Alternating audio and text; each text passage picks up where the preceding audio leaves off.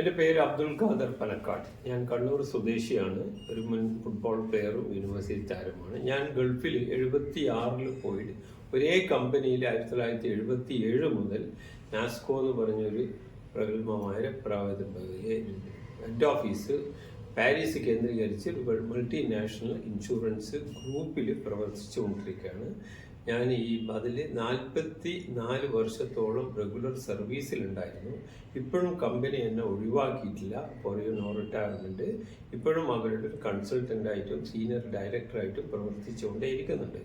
അപ്പോൾ ഞങ്ങൾ കണ്ണൂരിൻ്റെ ഡെവലപ്മെൻറ്റാണ് നമുക്ക് പ്രവാസികൾക്കാണ് ഏറ്റവും നാട്ടിനോടുള്ള പ്രതിബദ്ധതയും പല കാര്യങ്ങളും ഇടപെടുകയും ഉള്ളത്. പൊതുവേ അങ്ങനെയാണ് ഞങ്ങൾ കണ്ണൂരിൽ ഒരു പറ്റം കണ്ണൂർ ജില്ലക്കാരുടെ ഉൾപ്പെടുത്തിക്കൊണ്ട് കണ്ണൂരിൻ്റെ വികസനത്തിന് ഒരു കൂട്ടായ്മ വേണമെന്നുള്ള നിലയിൽ ദുബായിൽ 20 വർഷം മുമ്പ് നമ്മൾ Kannur welfare association of Kannur district expats എന്ന പേരിൽ ദുബായിയും നോർത്തേൺ എമിറേറ്റ്സിലുള്ള ആളുകൾക്ക് മെമ്പർഷിപ്പ് കൊടുത്തുകൊണ്ട് വലിയൊരു സംഘടന രൂപീകരിച്ചു.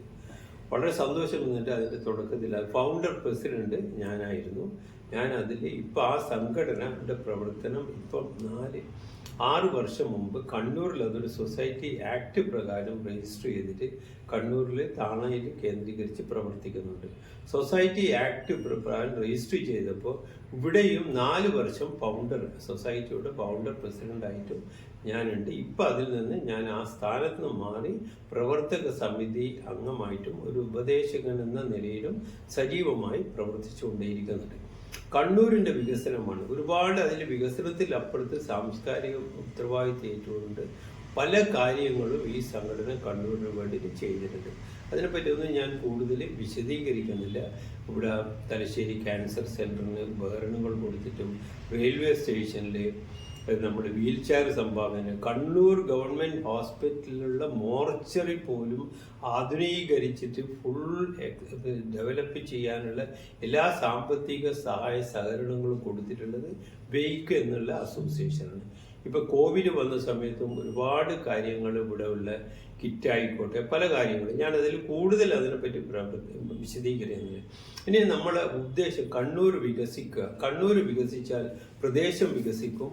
ഒരുപറ്റം ആളുകൾക്കുള്ള വികാസം അങ്ങനെയാണ്.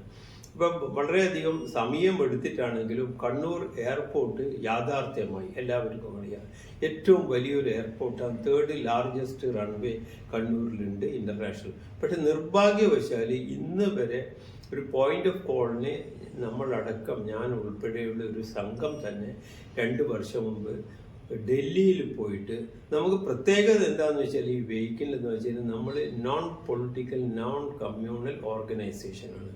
അതുകൊണ്ട് നമുക്ക് എല്ലാ രാഷ്ട്രീയ പാർട്ടിക്കാരുമായിട്ട് ബന്ധമുണ്ട്. അതുകൊണ്ട് ആ നിലയിൽ നമ്മൾ വികസനം എന്ന് പറഞ്ഞാൽ രാഷ്ട്രീയം നോക്കിയാൽ വികസനം ഒരിക്കലും സാധ്യമാവില്ല, വളരെ പരിമിതമായിരിക്കും. ആ ഉദ്ദേശത്തോടു കൂടി ഞങ്ങൾ ഡൽഹിയിൽ തന്നെ പോയി ഒരു ഗ്രൂപ്പാണ്.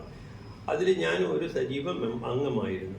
ഡൽഹിയിൽ പോയി എല്ലാ മെമ്പർ എന്ന് പറഞ്ഞാൽ കണ്ണൂർ നിയോജകമണ്ഡലമല്ല, കണ്ണൂർ ജില്ലയിലുള്ള മെമ്പർമാർ. അതായത് ഇപ്പോൾ കാസർഗോഡ് MLA പോലും കണ്ണൂർ ജില്ലയിൽ അവകാശമുണ്ട്. എന്ന് വെച്ചാൽ പയ്യന്നൂർ അടക്കം ആ കാസർഗോഡ് നിയോജകം പെട്ടതാണ്. ആ സമയത്ത് വടകര MP മിസ്റ്റർ മുരളീധരൻ, അദ്ദേഹം തലശ്ശേരി വടകരയുടെ ഒരു ഭാഗമാണ്. അങ്ങനെ നമുക്ക് 6ഓളം 3 MP സുധാകരൻ, ഉണ്ണിത്താൻ, മുരളീധരൻ ലോകസഭയിലും 3 MP രാജ്യസഭയിലും ഉണ്ടായിരുന്നു. ബ്രിട്ടാഷ് ഉണ്ടായിരുന്നു, CPI-ൻ്റെതും ഇതൊക്കെ. അങ്ങനെ 6 ആൾക്കാരെയും അവിടെ ഡൽഹിയിൽ പോയി കണ്ട് അവരുടെയൊക്കെ അനുവാദത്തോടും ചർച്ചകളോടും കൂടി നമ്മൾ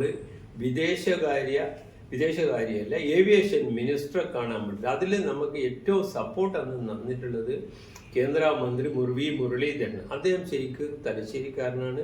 ബ്രിണ്ണൻ കോളേജിൽ പഠിച്ചതായിരുന്നു. ഞാൻ നേരിട്ട് ബ്രിണ്ണൻ കോളേജ് അലുമിനി, ഞാൻ ഇതിൻ്റെ കൂടെ പറയാം കണ്ണൂർ SM കോളേജ് അലുമിനിയുടെ പ്രസിഡൻ്റായിട്ട് 2 പ്രാവശ്യം ഞാൻ ദുബായിൽ പ്രവർത്തിച്ചതുകൊണ്ട് ആ നിലയിൽ കോളേജിലുള്ള ആളുകളായിട്ട് ബന്ധം. ആദ്യം നമ്മൾ ഒരു മന്ത്രിസഭയിലുള്ള ഒരു അംഗം, അദ്ദേഹം പാർലമെൻ്ററി അഫയേഴ്സും ഫോറിൻ അഫയേഴ്സിൻ്റെ അസിസ്റ്റന്റ്, അദ്ദേഹത്തിനെ കണ്ട് കാര്യങ്ങൾ പറഞ്ഞ് അദ്ദേഹത്തെയും കൂട്ടിക്കൊണ്ടാണ് നമ്മൾ ആദ്യം പോയ ജ്യോതിരാജ് സിന്ധ്യനെ കണ്ട്, ഏവിയേഷൻ സെക്രട്ടറിനെ കണ്ട്, മൈനോറിറ്റി മിനിസ്ട്രി അദ്ദേഹത്തെ കണ്ടിട്ടാണ് ഹജ്ജിൻ്റെ ഇവിടെ ഒരു പെർമിഷൻ കിട്ടിയത്.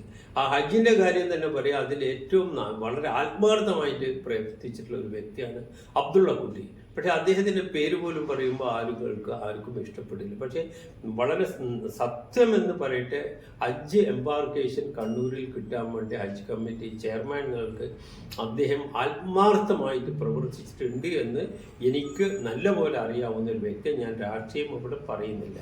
പക്ഷെ അങ്ങനെ എല്ലാ മിനിസ്റ്റേഴ്സിനെയും കണ്ട് നമ്മളുടെ ആവശ്യങ്ങൾ കൂട്ടായ്മയോട് കൊടുത്തപ്പോൾ ചില ടെക്നിക്കൽ റീസൺ പറഞ്ഞിട്ടാണ് അവർ കണ്ണൂരിന് പോയിന്റ് ഓഫ് കോള് അനുവദിക്കാത്തത്.